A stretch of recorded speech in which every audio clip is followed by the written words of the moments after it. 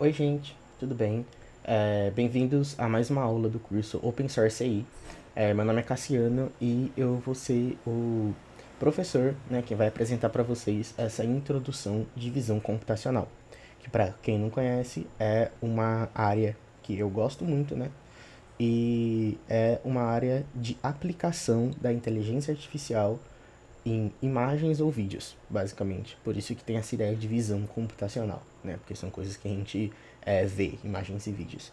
Enfim, sem mais delongas, sem enrolar muito, bora aqui para o slide. Bom, começando aqui, vamos para os tópicos. A gente vai abordar alguns tópicos diferentes. Vamos abordar o que são imagens, manipulação de imagens, vamos abordar um pouquinho sobre isso. Vamos falar sobre visão computacional e suas tarefas. No tópico 4 a gente vai ter uma introdução ao OpenCV. No 5, inferência simples com iolo. No 6, uma ideia de projeto em visão computacional. E no 7, referências e dicas. A partir da 4, então a seção 4, 5 e 6, vai ser em código, né? Então eu trouxe alguns notebooks, alguns exemplos de código em Python para a gente aprender na prática como mexer, como fazer esse tipo de manipulação que eu vou tratar aqui durante a aula. Primeiro de tudo, o que são imagens? Imagens nada mais são do que uma fração de um raio luminoso que foi capturado por um material sensor de algum tipo, gravando as características desses raios de luz em algum material. Isso é a tradução, a definição de imagem analógica, certo? Então, desde os primórdios, desde quando começou essa ideia de câmera fotográfica, de marcar alguma coisa assim, era normalmente essa ideia. Então você tinha um raio luminoso, inclusive por isso que tinha nas câmeras antigas você tinha aquela lâmpada que fazia aquele flash gigante, era basicamente para fazer com que o raio luminoso saísse do flash, batesse na pessoa ou no animal, naquilo, no objeto que você estava querendo registrar, retornasse para esse sensor da câmera, e esse sensor ele tinha um material que era sensível a esses raios de luz e que marcava essas características. Já digitalmente, quando a gente veio para o mundo digital, que é praticamente o padrão hoje em dia, né? A gente está falando basicamente de matrizes. Não sei qual é o nível do público aqui, qual é o seu nível de você que está assistindo aqui, mas matrizes elas são uma coleção de números, basicamente. Né? Se você já está no ensino médio, talvez ali para o terceiro ano, você com certeza já deve ter visto alguma coisa relacionada a matrizes nas aulas de matemática. E imagens digitais são basicamente isso. São matrizes cheias de números. Mas como assim, Cassiano, matrizes cheias de números? Exatamente assim. Você tem uma matriz de pixels, né? Então, nessa primeira imagem, você vai ter uma imagem original, certo? Essa imagem original, ela tem uma representação como uma matriz de pixel. Então, aqui você vai ter, nessa parte aqui, certo? Você vai ter uma matriz que vai ter uma origem, então a gente vai ter um pixel nessa posição aqui em cima no cantinho, a gente vai ter um pixel nessa posição aqui, cada pequeno quadradinho dessa representação dessa imagem é um pixel diferente, certo? E assim como um plano cartesiano, assim como qualquer outro gráfico, qualquer outra parte gráfica que você vê e que você estuda durante as aulas de matemática, essa representação também tem coordenadas. Então, aqui no canto é a origem, quando se trata de imagem. Então, a origem vai ser o 0, 0, x 0, coordenada x 0, coordenada y 0, basicamente. Temos também a representação guardada dentro de cada um desses quadradinhos, que são os valores de cores. Então, por exemplo, aqui você tem uma imagem em preto e branco. Essa bola vocês conseguem ver que não é em preto e branco, na verdade, perdão, é em escala de cinza, né? A gente costuma dizer preto e branco, mas preto e branco, na verdade, são uma variação específica de uma escala de cinza. Preto é completamente sem cinza e preto é só branco, desculpa, preto é só preto e o branco vai ser só o branco. Como assim? Tô falando de uma forma complexa. Basicamente, quando você tem um valor que é preto, você vai ter o valor zero, né? Essa escala de cinza, ela vai definir dentro de algum tipo de intervalo vários registros de cores diferentes. Então, por exemplo, você vai ter, se a gente analisar só esses 4 aqui, pronto. Aqui você vai ter um preto completo, aqui você vai ter um branco completo, né? Dá pra ver que o preto ele é o zero. Isso você pode entender como nada de branco adicionado, ou seja, zero branco. Então, 100% preto. O 255, que nessa escala, quando a gente está retratando cores, normalmente a gente usa uma escala de 8 bits. Você não precisa entender exatamente o que significa 8 bits, mas de uma forma simples, isso significa que a gente só consegue guardar informações que vão de 0 até 255, certo? Isso dá pra gente 256 valores de cores. Então, esse valor aqui, do 255, que é o branco, é o maior valor dentro dessa escala. E as coisas intermediárias é o que a gente conhece popularmente como cinza, né? Então aqui a gente tem um cinza mais escuro, com 192, e aqui a gente tem um cinza mais claro, com 64, por exemplo, né? E assim vai, e existem várias escalas diferentes. A mais comum é a de 8 bits, e quando a gente está falando só de uma matriz de pixel, a gente normalmente está tratando com uma escala de cinza. Não tem como a gente tratar muitas fotos em escala de cinza hoje em dia, né? Por mais que seja uma boa coisa artística e assim vai, mas normalmente a gente trata mais imagem colorida, né? Como que uma imagem colorida funciona? Ela funciona dessa forma. Você tem um círculo RGB. Então você tem aqui um círculo vermelho, um círculo verde e um círculo azul, que quando eles se relacionam de diversas formas, você consegue gerar um espectro de cores completo. Isso você pode lembrar lá do primário, cor primária. Quando você mistura verde com vermelho, você tem o quê? Amarelo. Você provavelmente já deve ter aprendido sobre isso. E em imagens a gente realmente aplica esse conceito, né? Quando você junta todas as cores, você tem o branco. Quando você tira todas as cores, você tem o preto. E aí como que a gente constrói uma imagem em cima disso? Como uma imagem é matriz de números, você basicamente vai ter uma matriz para cada cor.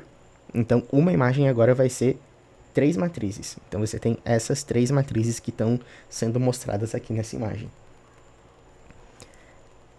Traduzindo aqui do inglês, né? Uma única imagem RGB, ou seja, uma única imagem em vermelho, verde e azul, pode também ser representada como um array, ou seja, uma matriz, né?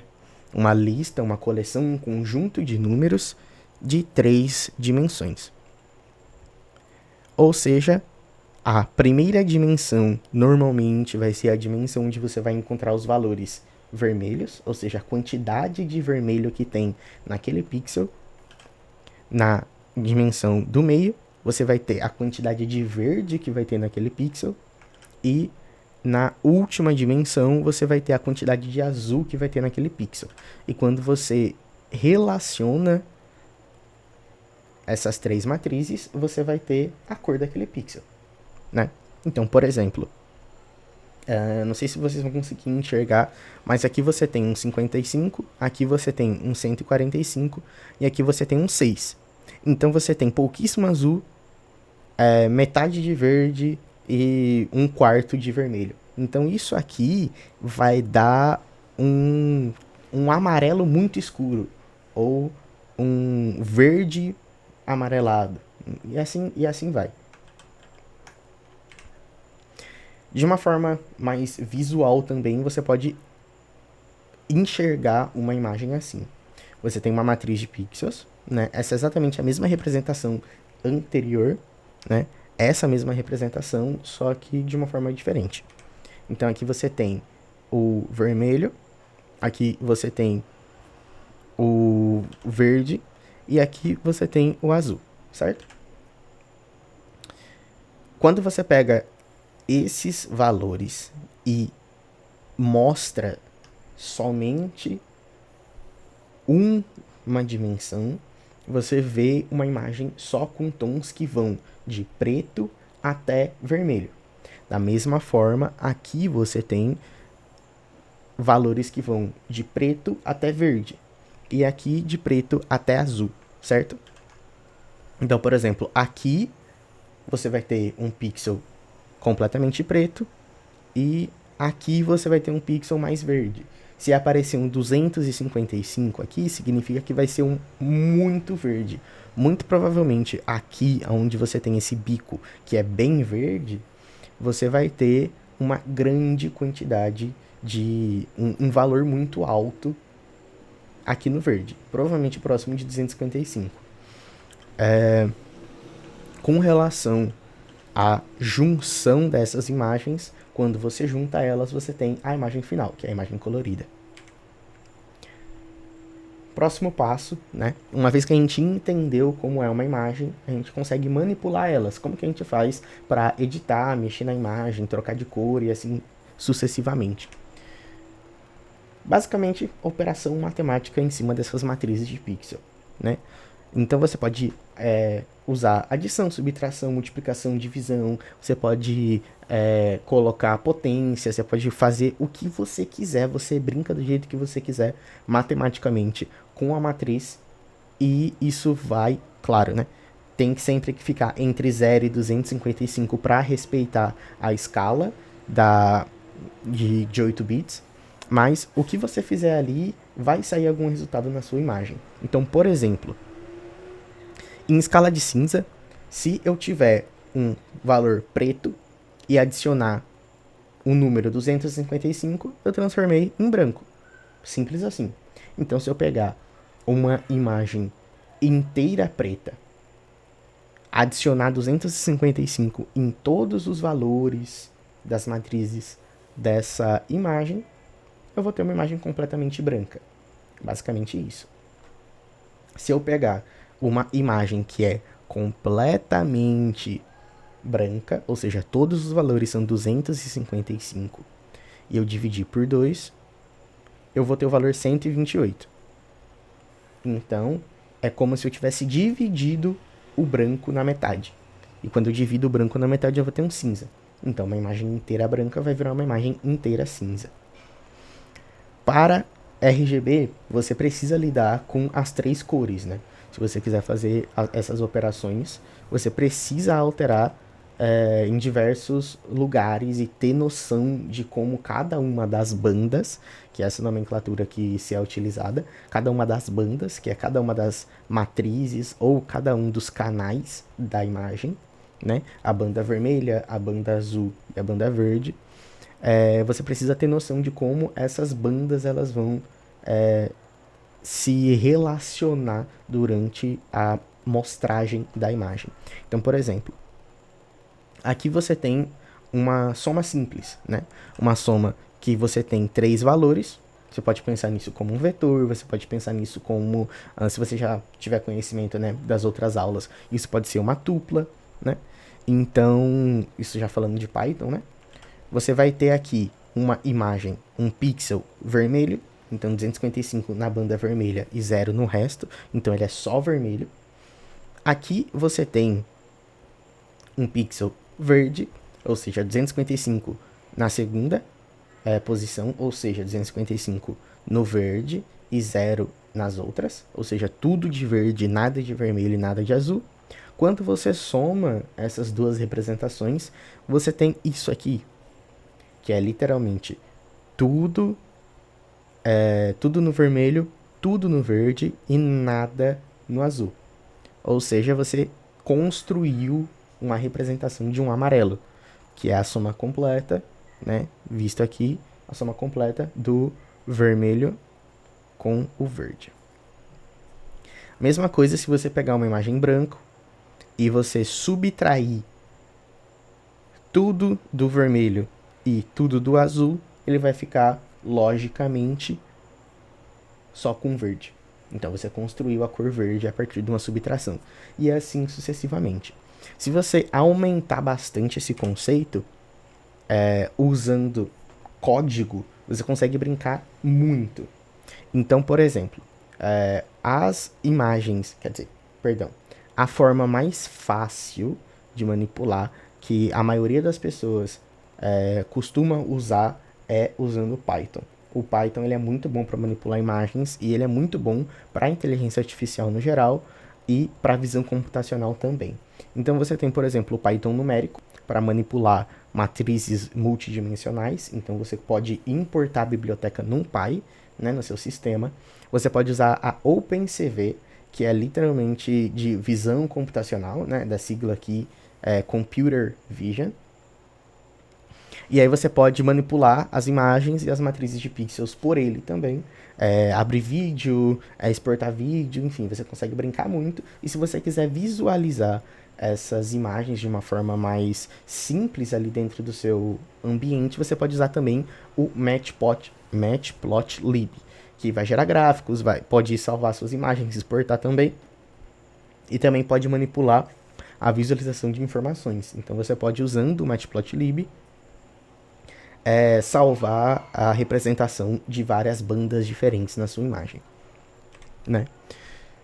Chegamos aqui numa parte que eu acho divertidíssima, que são filtros. Você pode aplicar vários filtros na sua imagem.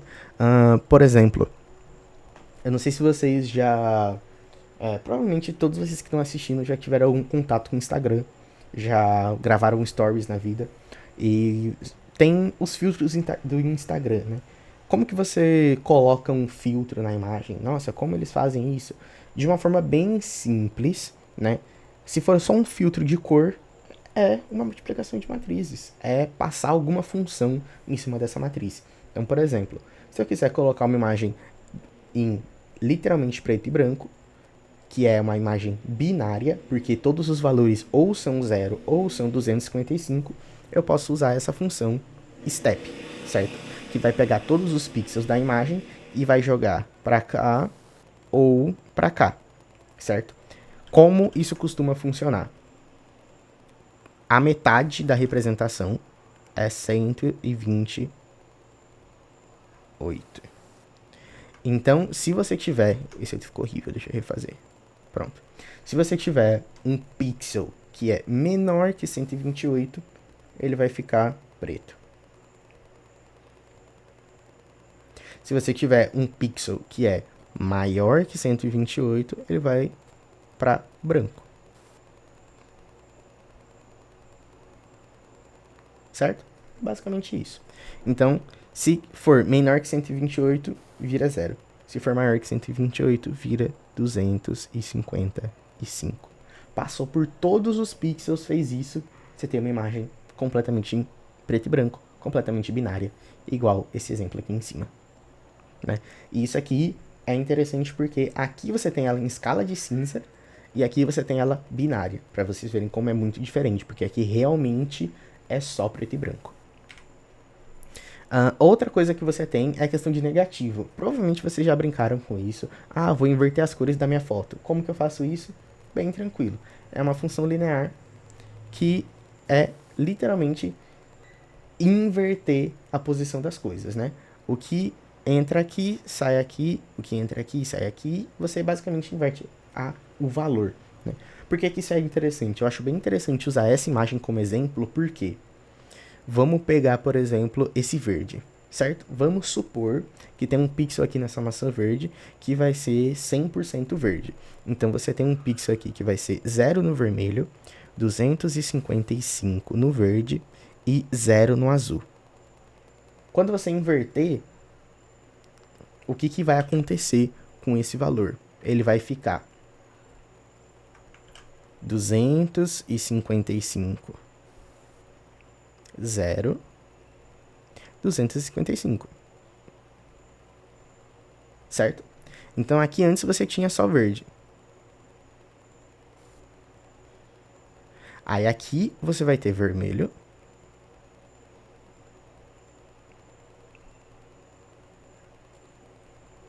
mais azul.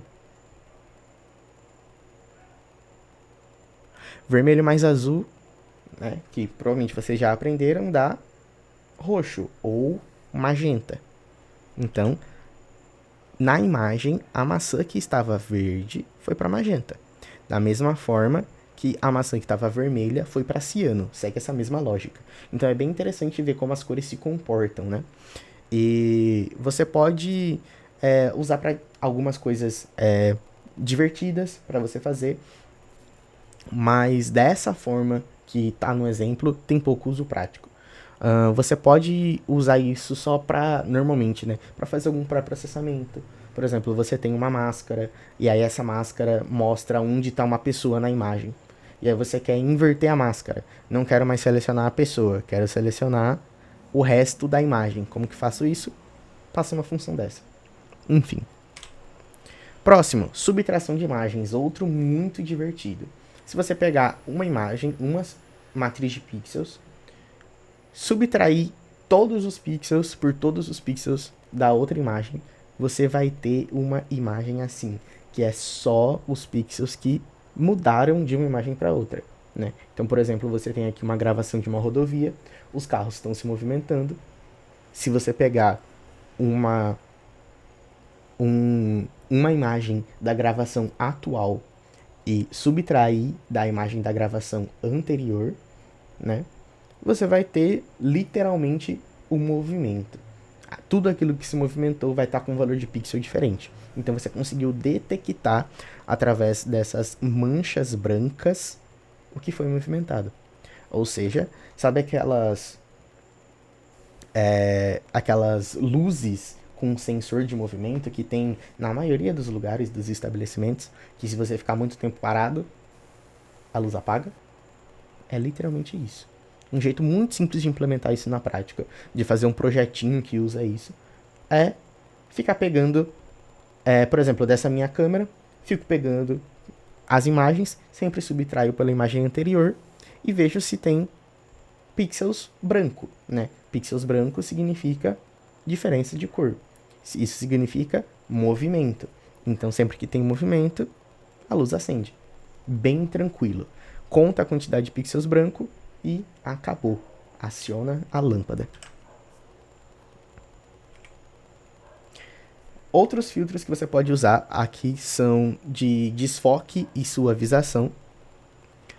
Então você pode... Isso aqui tem um conceito um pouco mais difícil, né? Que é a aplicação de kernels. O que seriam esses kernels? Antes a gente estava falando sempre de manipular um pixel por vez, né? Pego esse e subtraio por esse, ou pego esse e somo esse, enfim. Isso aqui significa que a gente vai pegar um conjunto de pixels e mexer em todos eles de uma vez só. Então, por exemplo, como que eu deixo uma imagem desfocada? Eu vou pegar aqui um exemplo, um kernel bem pequeno, tá? Normalmente, os kernels costumam ser 3x3, né?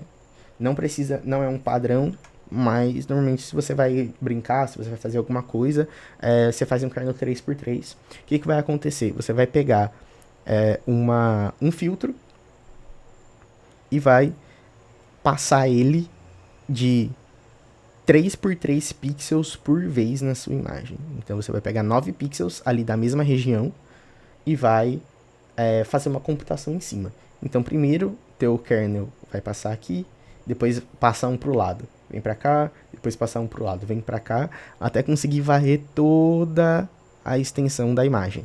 Chegou aqui no final, volta pro começo, desce um pixel, aí vê aqui, vê aqui, vê aqui, vai fazendo isso em toda a extensão e volta até que você chegue nesse finalzinho e aí você realmente fez a computação em todas as regiões, em todos os pixels da imagem. Você pode colocar qualquer tipo de operação que bater na tua cabeça aí dentro desse kernel, dentro dessa máscara que vai passar varrendo os pixels. Porém, se você usar algumas funções que já existem na literatura, você vai ter alguns efeitos interessantes. Por exemplo, se você usar um filtro gaussiano, né, você pode usar um filtro gaussiano, ou um filtro de caixa, ou um filtro de média, tudo que faz essa... que faça essa uniformização da informação pode ser usado para reduzir ruído ou suavizar a imagem. Como que isso funciona? Exemplo bem prático com um kernel de 3 pixels só. Aqui você vai ter um pixel 0, aqui você vai ter um pixel... Não, deixa eu colocar coisas melhores, né? Aqui você vai ter um pixel 25, aqui você vai ter um pixel 70, aqui você vai ter um pixel 12, né?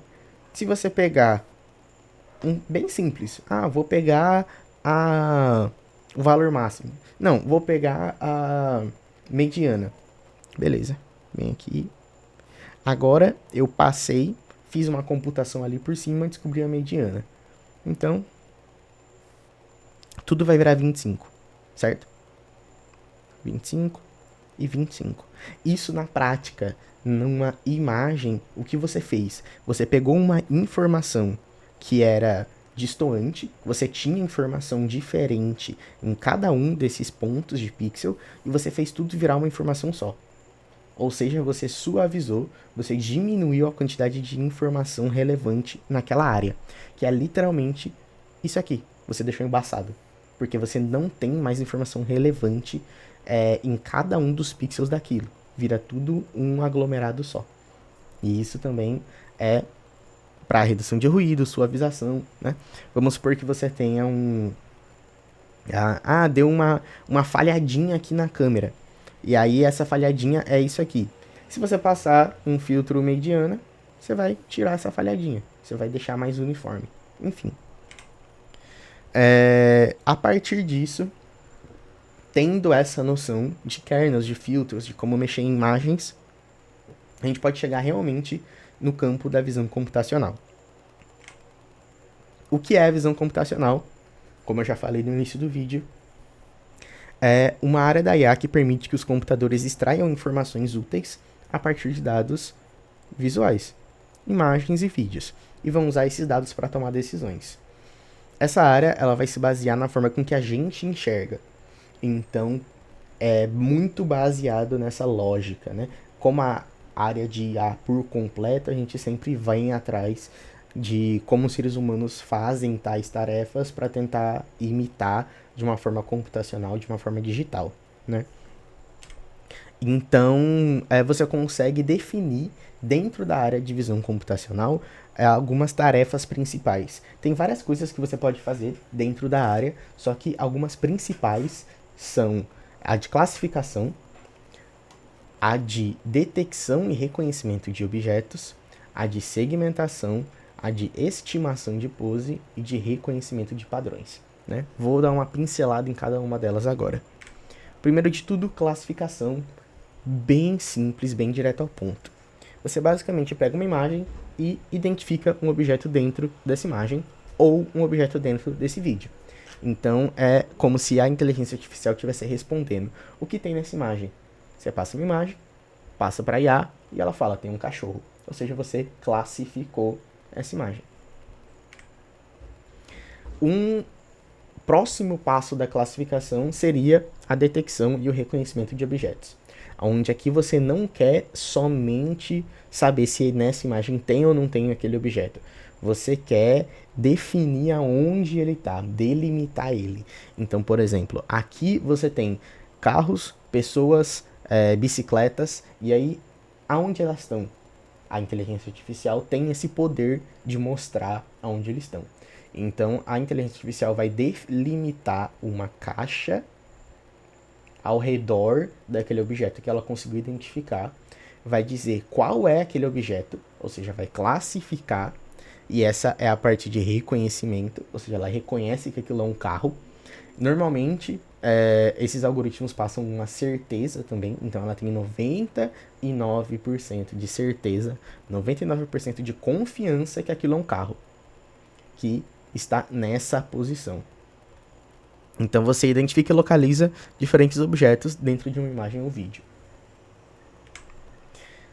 Além disso, você pode também segmentar objetos, que se diferencia da detecção e do reconhecimento dos objetos, porque na detecção e no reconhecimento você coloca uma caixa delimitadora, né? Então o carro é tudo isso aqui, só que na segmentação você vai um pouquinho mais além, você deixa mais específico ainda. Você coloca pixel por pixel qual pixel faz parte daquela classe ou daquele objeto. Então você pode ver aqui que o veículo, que é o carro, né, ele está delimitado de uma forma bem bonitinha aqui pela IA. Da mesma forma, os prédios, da mesma forma os pedestres, né, as pessoas. Então você identifica quais pixels pertencem a diferentes objetos e a diferentes classes dentro de uma imagem e vídeo. Você pode classificar, você pode não classificar, você pode classificar com pessoas diferentes, por exemplo, esse pedestre é diferente desse pedestre, né? Ou tudo é pedestre e não faço essa divisão. Aí você tem várias formas diferentes de aplicar esses conceitos básicos, né? Próxima tarefa clássica é a estimação de pose. Então você tem como determinar a orientação e posição de um objeto. Normalmente a gente usa seres humanos, né, como exemplo aqui. Então você detecta alguns pontos de interesse que costumam ser articulações dentro de uma imagem ou vídeo, né? Então, por exemplo, aqui você tem uma estimação de pose que esse jogador está fazendo. Você tem cada ponto verdinho é uma articulação, que é um ponto de interesse, com exceção dos pontos aqui do rosto, né? Uma diferença, esse normalmente articulações, é porque você pode ter essa estimação de pose também em uma forma de estimar pontos na sua face. E aí não necessariamente vai ser uma articulação, mas é um ponto de interesse que você também consegue estimar a forma que aquela pessoa tá, a expressão daquela pessoa, se ela tá sorrindo, se ela tá séria e assim vai. Mas a estimação de pose é assim. O que a inteligência artificial realmente vai retornar para você costuma ser a posição de cada um desses pontos e a classificação deles. Então, por exemplo, ombro 1, ombro 2, cotovelo 1, cotovelo 2, pulso 1, pulso 2 e assim sucessivamente, né? Outra coisa que você também pode fazer com visão computacional é reconhecimento de padrões. De uma forma bem ampla, você tem isso em praticamente todas as áreas de inteligência artificial. Para a imagem, isso costuma ser também bem relacionado com essa parte de estimação de pose, só que esse reconhecimento de padrão, além de você conseguir pegar esses pontos de interesse, né? Por exemplo, aqui no exemplo da face, né? A gente vai ter a aula aqui no curso relacionada a reconhecimento de faces também, né? A aplicação disso na prática. Mas aí você consegue definir esses padrões e entender como esses padrões de face dessa pessoa se relacionam entre si e o que ela traz consigo, como se fosse um padrão de digital, por exemplo. Você também consegue fazer isso. Então você pega cada ponto relevante dentro de uma digital e você entende que essa digital é dessa pessoa. Sempre que você vê aquele padrão, você vai identificar que aquilo é daquela pessoa. Isso é um reconhecimento de padrão que você pode fazer aplicando-se visão computacional.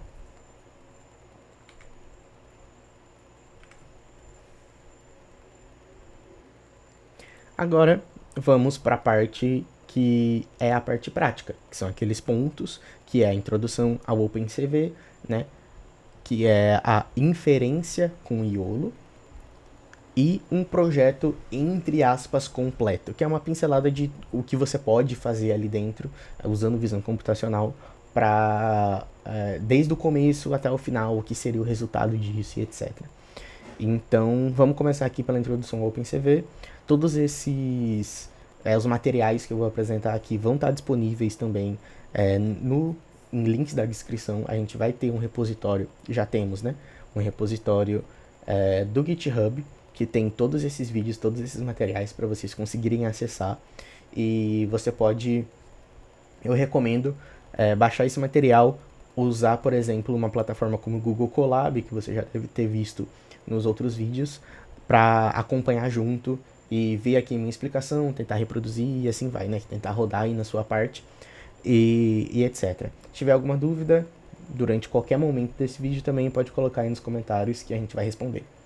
Bora aqui pro código. Tô aqui no primeiro notebook, né, que tá disponível no GitHub. E eu não sei se vocês já têm familiaridade, eu acredito que sim, né, com o ambiente do Colab, mas é ele que eu vou estar usando. E sem enrolar muito, bora lá. Primeira célulazinha aqui é instalar nossas dependências. São aquelas que eu citei na aula, né, o OpenCV e o Matplotlib. Não baixei aqui o NumPy, porque eu não vou mexer diretamente nas matrizes usando só ele. E o Ultralytics é o do Iolo, que não vou usar exatamente para esse notebook, mas depois eu vou conseguir usar. E o Iolo é uma ferramenta de visão computacional. Enfim, bora lá. Primeiro de tudo, vamos importar as bibliotecas padrão do Python. Tem uma função auxiliar aqui que vai exibir as imagens lado a lado para a gente conseguir comparar elas. Então, a gente está usando aqui o PLT, que é do Matplotlib, que ele vai basicamente mostrar essa imagem para a gente, vai fazer um plot dessa imagem. E aí aqui você tem uma imagem, aqui temos a outra imagem.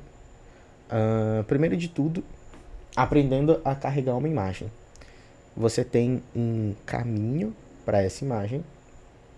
Nesse caso, eu já subi aqui no Colab as duas imagens, quer dizer, a imagem e o vídeo que a gente vai usar como exemplo. Então, por exemplo, deixa eu abrir aqui. Nós temos essa imagem do Tucano e a gente tem um vídeo que é de uma rodovia, né? O Colab ele não abre, mas já eu mostro para vocês o vídeo.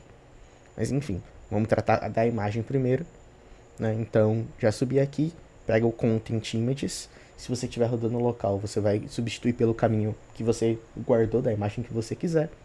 Depois é simplesmente colocar cv2, que é do OpenCV, .imread. Você vai ler a imagem, vai passar o caminho da imagem.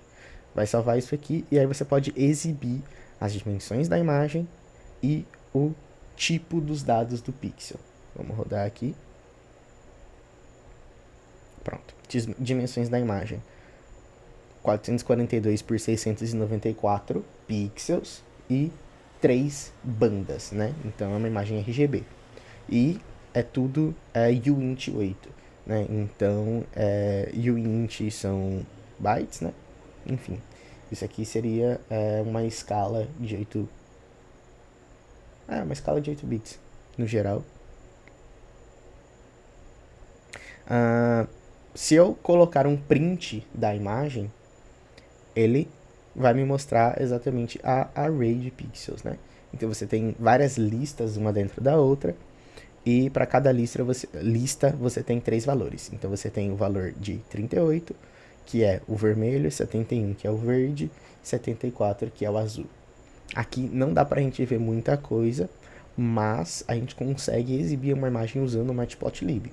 Então você manda a própria imagem que você já abriu usando o OpenCV, usa a função ImageShow e ImShow do plot, do PLT do Matplotlib. Quando você rodar, você tem a sua imagem carregada. Dá pra perceber que essa imagem ela tá estranha, não é um tucano normal. Qual que é o pulo do gato aqui? O OpenCV, ele por algum motivo que eu ainda não entendi, mas o OpenCV ele abre no padrão inverso do que a gente está acostumado, do que a gente aprende, né? O OpenCV ele abre o padrão BGR. Então se a gente vê essa matriz aqui, isso aqui não é vermelho. Esse 38 não é vermelho, esse 38 é azul, Então a gente tem azul, verde e vermelho. Por isso que quando eu mando para o Matplotlib, ele pensa que é o contrário. Então ele pensa que é um RGB. Para isso, para ajustar esse problema, a gente pode usar o Convert Color para converter um sistema de cores para outro. Então você vai passar a sua imagem e vai usar uma constante do OpenCV que é color BGR to, que seria um para RGB. Isso vai fazer com que o OpenCV ele mude esse sistema. Então a gente tem agora a imagem RGB e uma vez que a gente mostra ela, temos a imagem aqui carregada.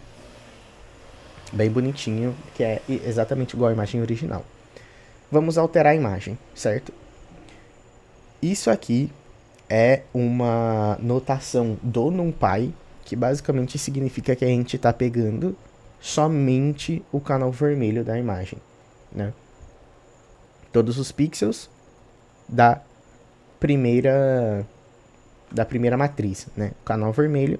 E aí, como é uma matriz só, a gente vai mostrar ele como preto e branco mesmo. Então esse aqui, por exemplo, é um canal vermelho. Acredito eu que se eu colocar red aqui... Não tem red. Sai.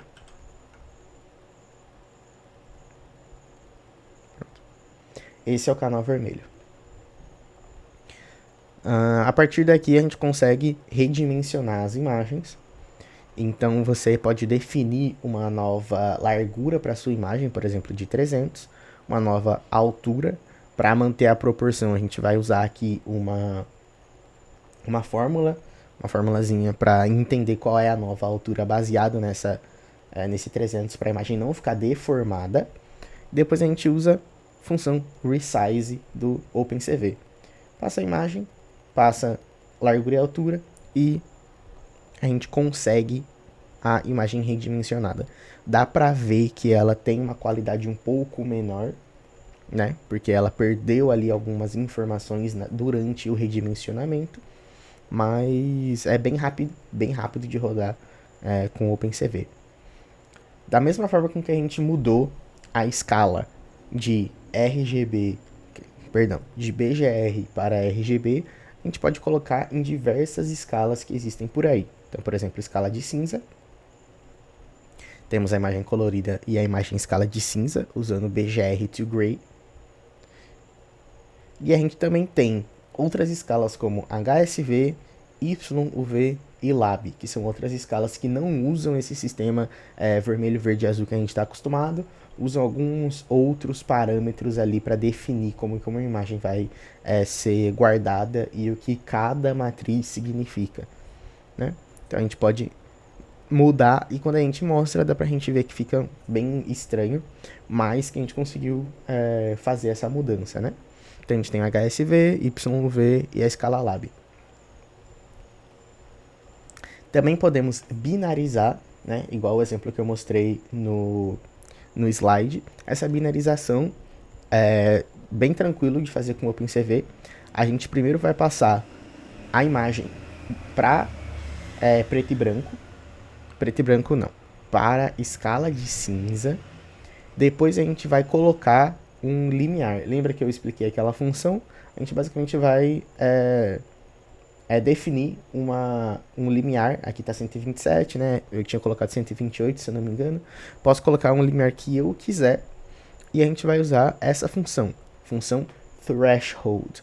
Threshold é literalmente função limiar. Então a gente vai pegar tudo que estiver em cima de um limiar, vai ser colocado para 255, tudo que estiver para baixo vai ser colocado para 0. Isso está definido aqui. Então a gente passa um thresh binary, isso significa que é um limiar binário, e a partir disso ele vai passar isso para uma imagem binária. Isso é um limiar fixo, eu escolhi o valor. O OpenCV também tem uma forma, um cálculo matemático que ele define um valor sozinho, né? Que é esse limiar Otsu. Então ele vai encontrar um limiar ideal, aquilo que vai delimitar melhor o objeto em questão e que vai conseguir definir automaticamente qual é o limiar correto, o melhor limiar para você separar objeto de interesse com resto.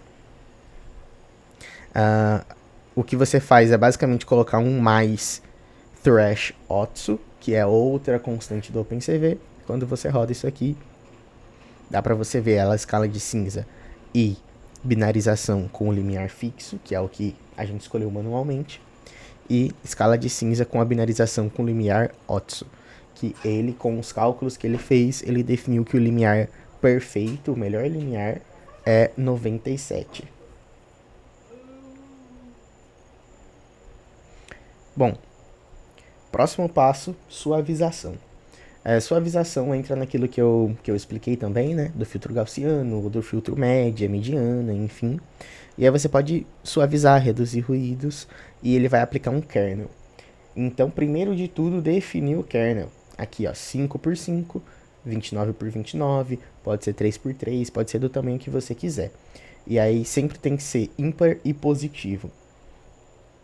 Então você vai ter, vai aplicar a função Gaussian Blur, que é do OpenCV, vai passar a imagem e o tamanho do kernel. Então nós temos a aplicação do kernel, dos dois kernels, do pequeno e do grande, nessas duas linhas. Aqui embaixo a gente vai ter apenas a conversão de BGR para RGB para conseguir mostrar, e depois vamos mostrar as duas imagens. Quando a gente passa essa imagem suavizada, a gente vê a diferença. Se você olhar atentamente, tem alguns detalhes, principalmente aqui das penas, nessa imagem com um kernel menor, que foram perdidas, né? O olho está um pouco embaçado, enfim, a gente perdeu alguns detalhes, mas nem tanto. Já com mais desfoque, com um kernel maior, a gente conseguiu desfocar muito, né? 29x29 está muito desfocado. Próximo passo, adicionar informação na imagem. Vamos supor que eu queira colocar uma imagem, queira colocar um filtro, uma figurinha, alguma coisa divertida na imagem. O que eu tenho que fazer? Coisa mais tranquila do mundo. Pega uma região da imagem, vamos supor do pixel 100, do pixel 100, 100 até o pixel 200, 500. Né? Um quadradinho ali. Eu vou dizer, tudo nesse quadradinho, nessa região da imagem, vai agora ter o valor 255,00. O que em RGB significa vermelho, né? Tudo em vermelho, nada em verde, nada em azul. Bora mostrar. Pronto, temos um quadradão na imagem. Não quero um quadradão vermelho, quero um outro quadradão. Quero um quadradão assim. Beleza, temos um quadrado amarelo. Quadrado branco, botei o 255 aqui. Temos um quadrado branco. Quero azul. Enfim, vai brincando. Bem super tranquilo. Quero colocar um texto na imagem? Dá também. Temos aqui, vou criar uma cópia, né, para não alterar a imagem original, e vou usar a função linda e maravilhosa put text. Bem tranquilo. Passa a imagem, passa o texto que você quer, a posição que o texto vai ficar, a fonte que vai ser usada, que eu estou usando uma constante do OpenCV para usar essa fonte Hershey Simplex. Isso aqui, que é o tamanho da fonte, cor, e isso aqui é outras coisas de estilo também. Então isso aqui vai estar escrito em verde na imagem. Quero colocar um círculo, posso também, CV2.circle. Ao invés de você colocar assim na mão, você tem, obviamente, funções maravilhosas do OpenCV para usar. Então você pode usar o circle, usar o rectangle. Então eu vou desenhar um círculo e um retângulo, colocar a minha imagem para RGB e mostrar. Então essa imagem nova vai ter texto, vai ter círculo e vai ter um retângulo. Pronto, tá aí. Pronto. Salvando a imagem, bem tranquilo. Da mesma forma que a gente tem uma leitura de imagem anteriormente, nós temos uma escrita de imagem para salvar. Passa o nome da imagem, passa a imagem que você quer, e a imagem vai ser salva. Vai aparecer aqui do lado, junto com meus outros arquivos. Pronto, imagem editada foi salva. Se eu abrir, temos aqui exatamente a imagem que eu acabei de editar. Podemos também trabalhar com vídeos, né? Mesma lógica, só que como um vídeo é uma coleção de imagens, são várias imagens, você vai fazer a mesma coisa pegando imagem por imagem do vídeo. Então você passa o vídeo, cria uma captura de vídeo, que é com essa captura que você vai fazer todas as operações ali dentro. A principal é a de leitura. Então eu posso colocar um loop infinito aqui, que ele vai pegar todos os frames até que ele chegue no último e ele acabe com o looping. Como que isso vai fazer? Como que isso vai funcionar no caso, né? Você tem aqui o hatch frame. Esse hatch significa simplesmente sim ou não. Sim, consegui ler o frame. Não, não consegui ler o frame.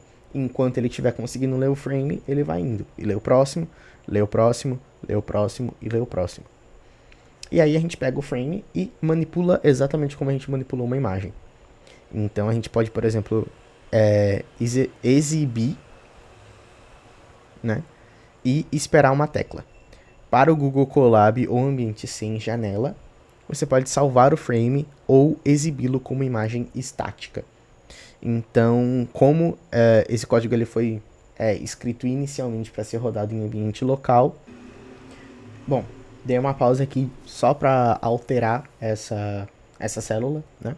Porque para o Google Colab, diferente de você estar rodando num ambiente local, ele não tem janela, né?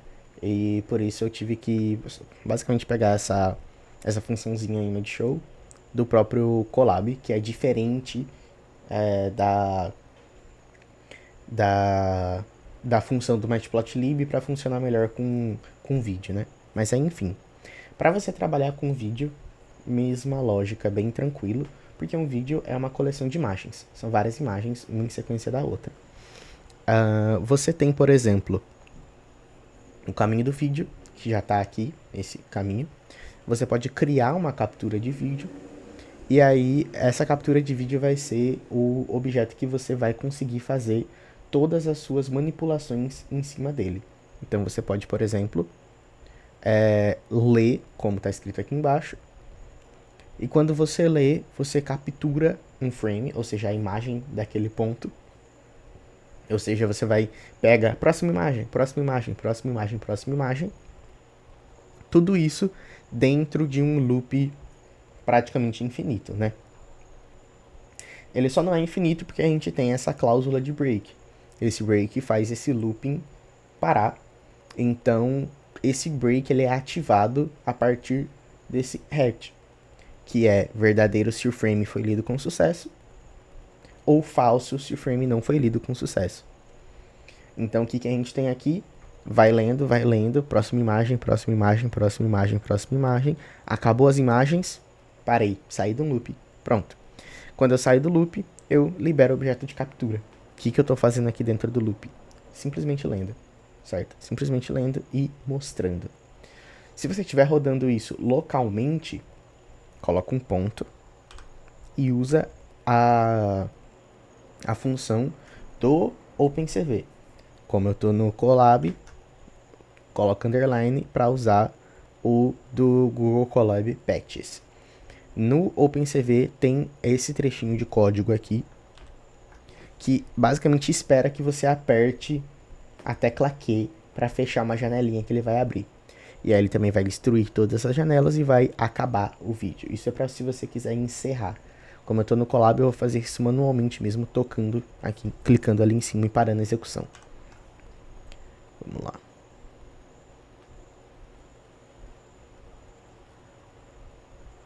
Quando eu coloco para rodar, ele vai mostrar o vídeo de pouquinho em pouquinho, né?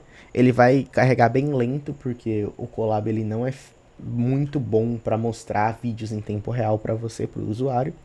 Mas dá para você ver que ele está indo de imagem em imagem, os carros estão se movimentando e você consegue, a partir disso, manipular o vídeo. Então, vou parar a execução Pronto. Ele vai dar um erro, né, porque eu parei manualmente.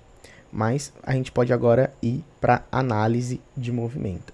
Como fazer a análise de movimento?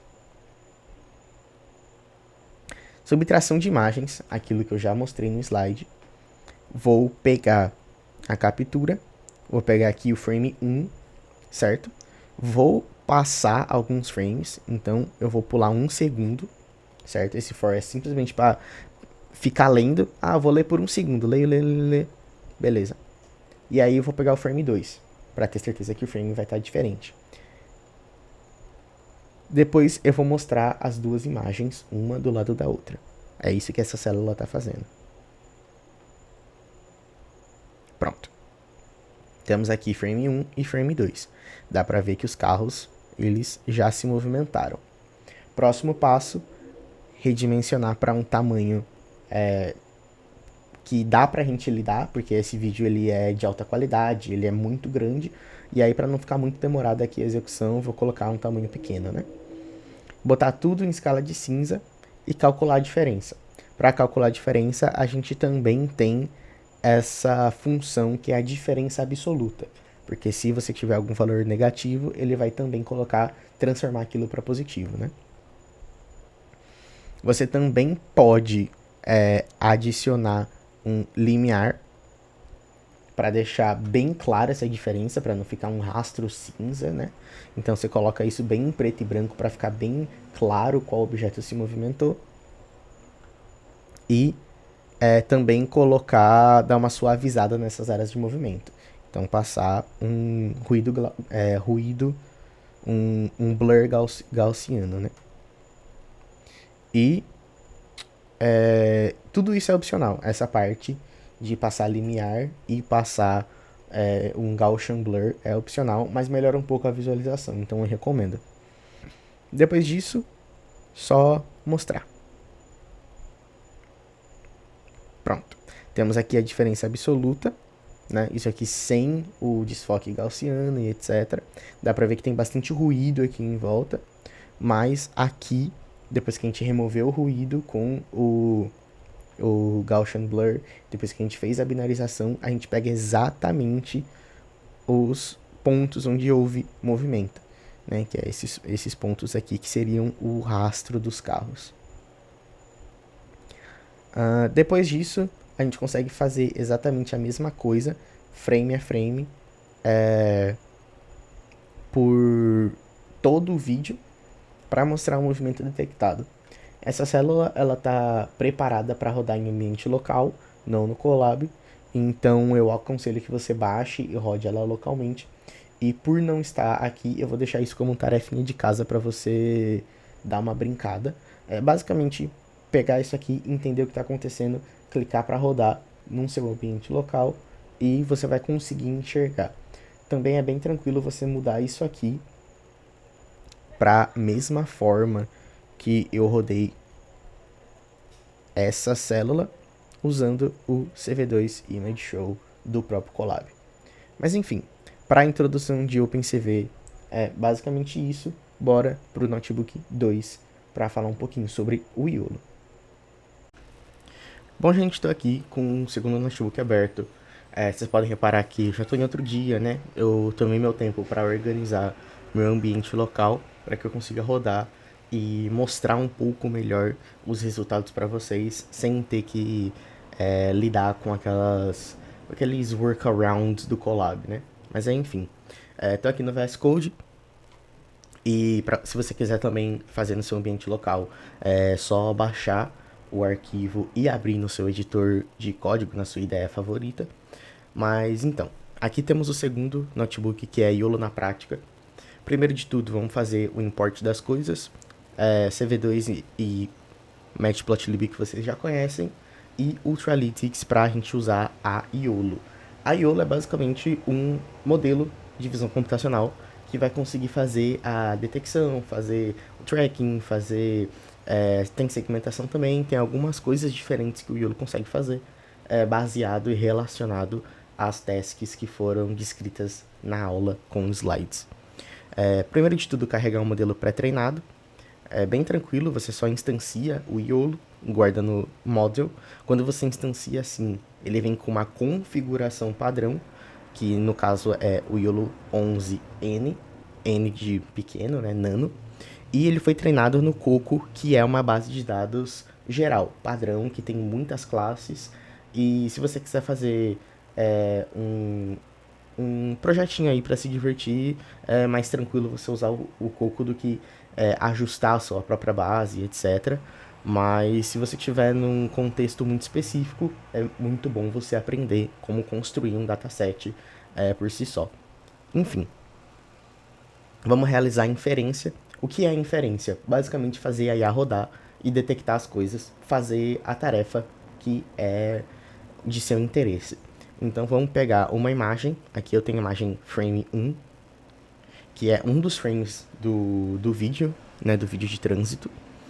E vamos ler normalmente com OpenCV, vamos colocar para RGB e mostrar. Pronto, essa é a imagem. E vamos usar o model.predict para fazer a predição das classes, dos objetos, né, detecção de objetos nessa imagem. Então aqui você vai ter a confiança, então ele só vai te dar aquilo que ele tem 25% ou mais de confiança que ele tá certo. E esse IOU vocês não precisam se importar muito com ele, mas é uma métrica de interseção relacionada à união, para você saber, basicamente configuração a mais de confiança, de como ele vai funcionar. E isso aqui é para ele não ficar saindo o output e falando, encontrei isso, enfim. Vamos rodar, inferência foi concluída e temos um objeto results que tem 4 objetos ali dentro dele. Cada elemento da lista é um objeto.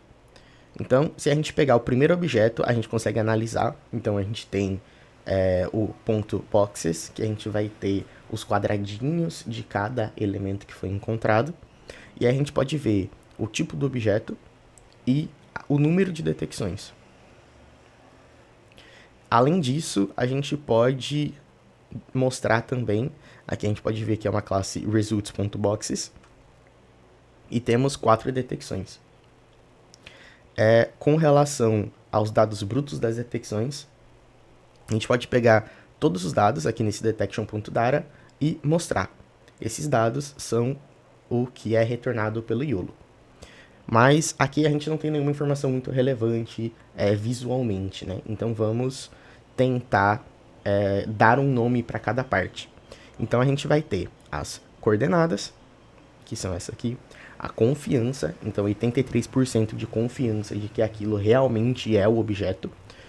Ele passa um ID da classe, no caso aqui é o ID2, e aí no próprio dataset, no próprio banco de dados que você tem, ele vai ter um relacionamento entre um número de identificador de classe e o nome da classe.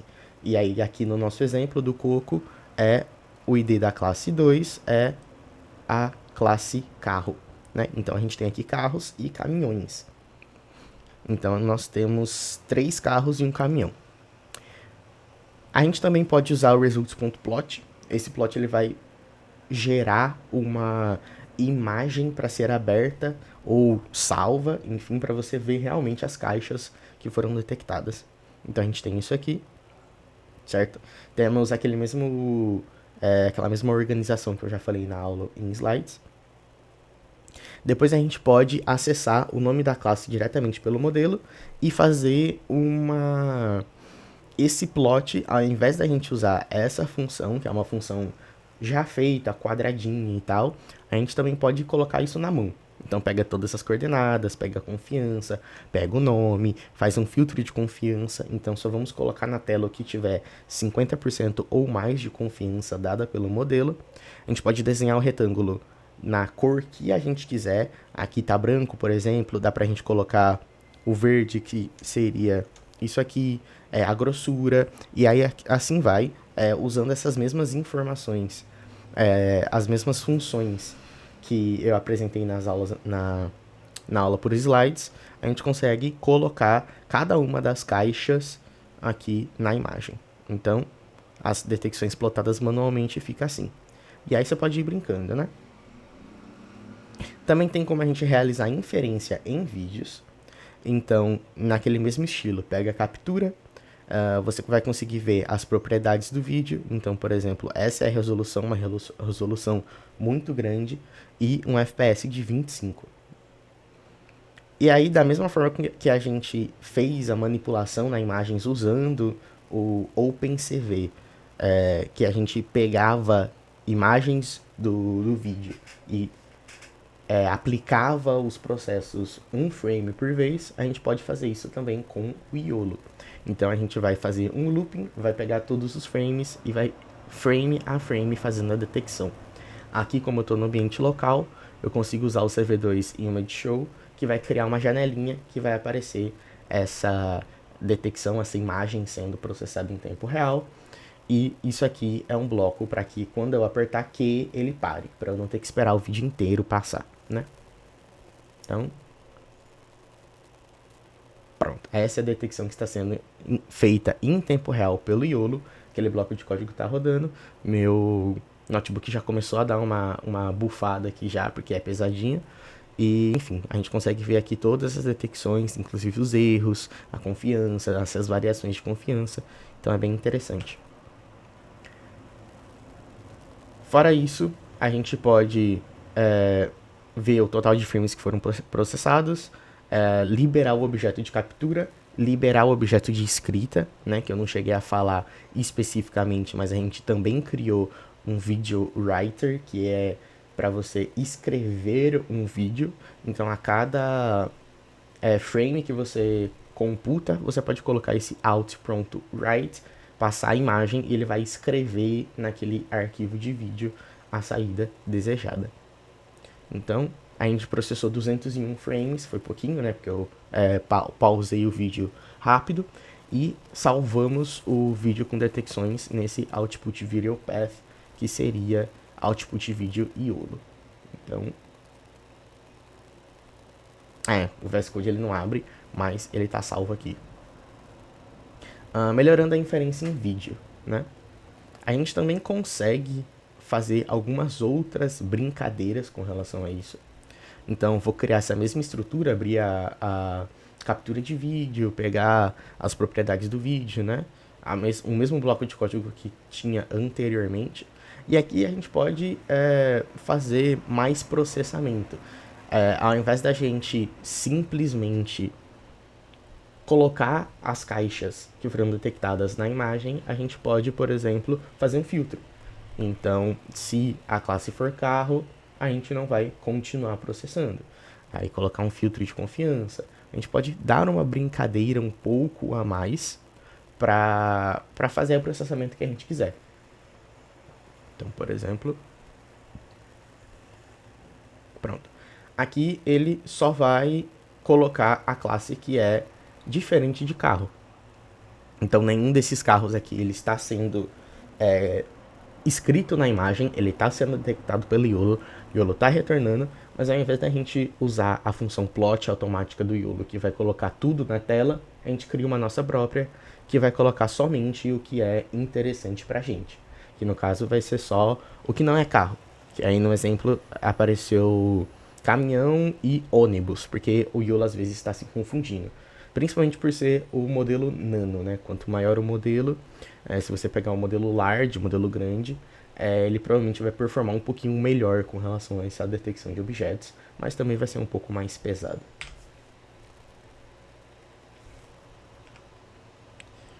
Com relação a total de frames processados, também a gente consegue ver 538 frames. Enfim, gente, é basicamente isso para esse segundo notebook. Vamos pro terceiro. O terceiro notebook, ele é um projetinho, entre aspas, completo de análise de tráfego. E essa análise ela vai ser feita seguindo as bases que a gente já viu anteriormente. Só que a gente vai colocar um quê a mais para realmente transformar os dados que estão sendo gerados pelo modelo de inteligência artificial em algo que auxilia a tomada de decisão. Que esse normalmente é o princípio que leva a gente a realizar esse tipo de processamento em imagem. Então aqui, esse projetinho, para a gente analisar esse tráfego de uma via, ele vai seguir, ele vai começar, né, seguindo as mesmas, a mesma organização que a gente fez no outro notebook.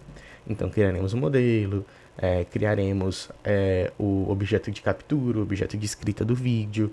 Vamos definir aqui umas estruturas para classe-alvo e para quantidade de classes que a gente tem em todo o dataset. E vamos definir...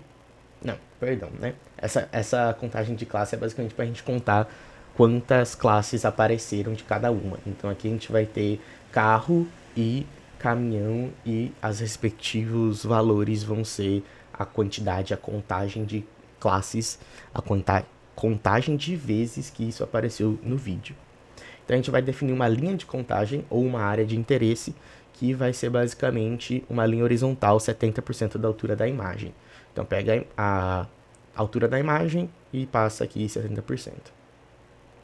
Pronto. Aqui, gente, é um looping grandão. Vamos passo por passo para conseguir realmente ver o que está acontecendo. Então a gente tem aqui, por exemplo, como realizar a inferência, né? Então a gente vai pegar os resultados, vamos desenhar a linha de contagem no frame. Então a gente vai usar a função line para colocar uma linha reta 70% da imagem, né? Usando aquela coordenada que a gente já pegou anteriormente.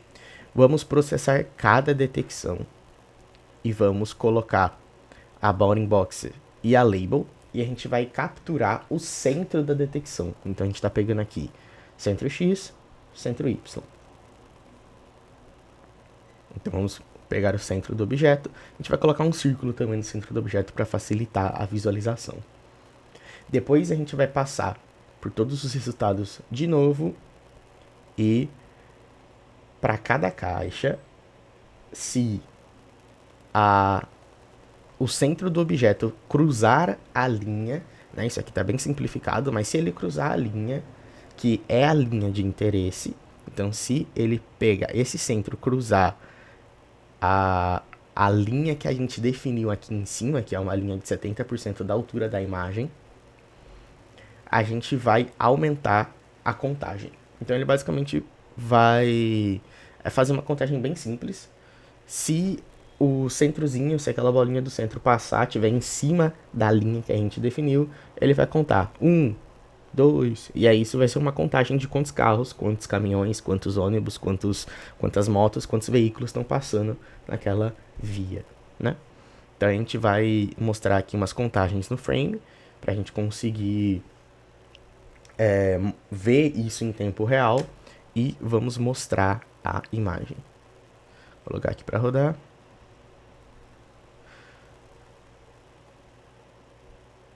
Pronto. Temos aqui, ó. Temos o centrinho, tá vendo? Essa bolinha vermelha é o centro. E aí ele tá vendo, ó, carro 3, truck 3. Então ele detectou 3 carros e ele detectou 3 caminhões. Se você ver, isso aqui é um carro. Vamos ver se a gente vai conseguir visualizar isso. Isso aqui é um carro, ele vai passar aqui na linha de interesse e o carro vai de 3 para 4. Conseguiu contar corretamente. Mas uma coisa que eu queria mostrar para vocês é literalmente quando dá errado, né? Como é só uma contagem muito simplificada, ele pode cometer alguns erros. Por exemplo, agora ele foi de 4 para 6, sendo que passou somente um carro. Por que isso acontece? Isso acontece porque, dependendo da velocidade que o carro tá, o centro do carro pode estar mais de um frame na mesma linha de contagem, que é a linha de interesse. Então ele vai contar uma vez para o primeiro frame, uma vez para o segundo frame.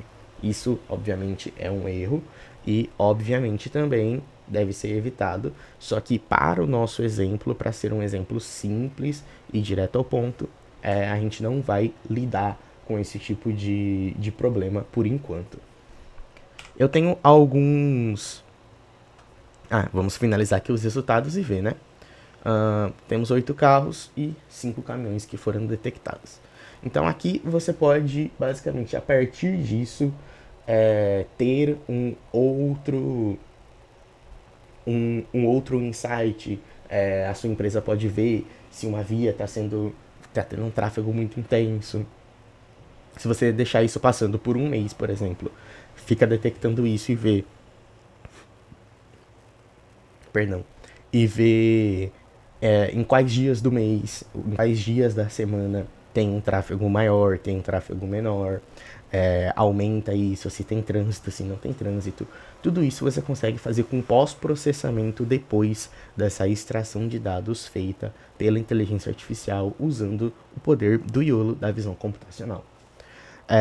Tem outras coisas um pouco mais aprofundadas que eu não vou chegar a abordar aqui, mas eu vou deixar o notebook também disponível, que seria uma forma de resolver esse problema do overcounting, que seria essa contagem além do esperado, né? Uma contagem irreal que acontece por conta do frame do vídeo, da velocidade do carro e etc.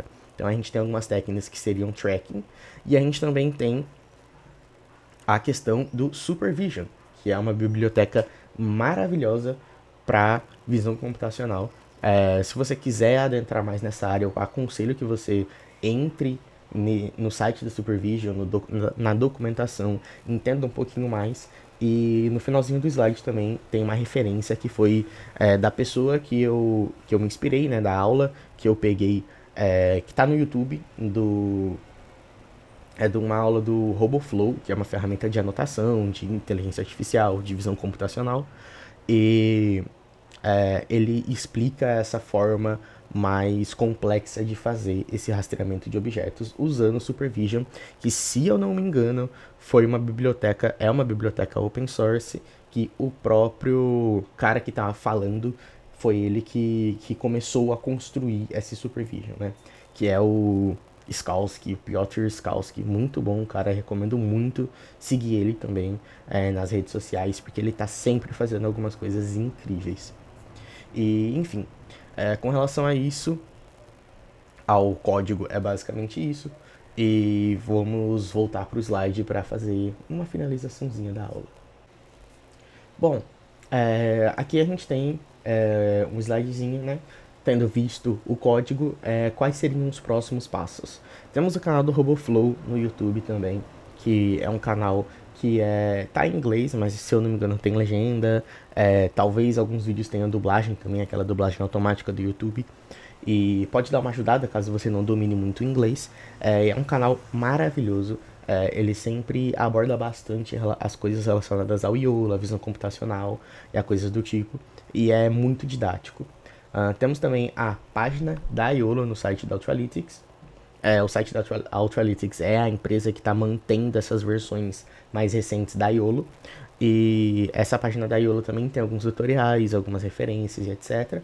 E qualquer dúvida e qualquer questionamento que você pode ter, você pode deixar nos comentários, que a gente vai ler e vai conseguir responder isso para vocês, e espero eu, de forma satisfatória. Ademais, aconselho que vocês vejam as próximas aulas. Tem outras aulas mais interessantes não, né? Mas tem outras aulas também muito interessantes na frente aqui da nossa trilha de inteligência artificial. E fora isso, muito obrigado pelo seu tempo e pela sua atenção. Bons estudos!